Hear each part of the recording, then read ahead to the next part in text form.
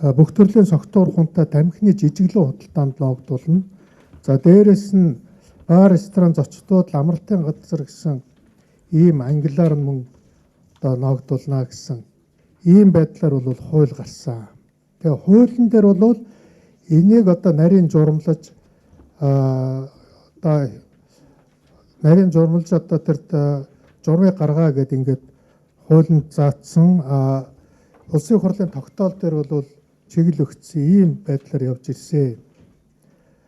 За тэгээд бүр тэр үедээ улсын хурлын 64 дугаар тогтоолоор бол энэ орлогыг юунд зарах вэ гэдгийг бол бас заасан.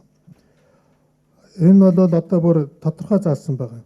Энэ их усрыг хотын дэд бүтцийг хөгжүүлэх, нийслэл тогтмол явуулдаг олон улсын чадвартай үзэсгэлэн фестивал арга хэмжээ байгуулах замаар аялал жуулчлалыг хөгжүүлэхээр ингэж одоо энэ орлогыг бол зорилттой зүйл зарцуулахаар ингэж бүр их хурлын тогтоолоор заасан.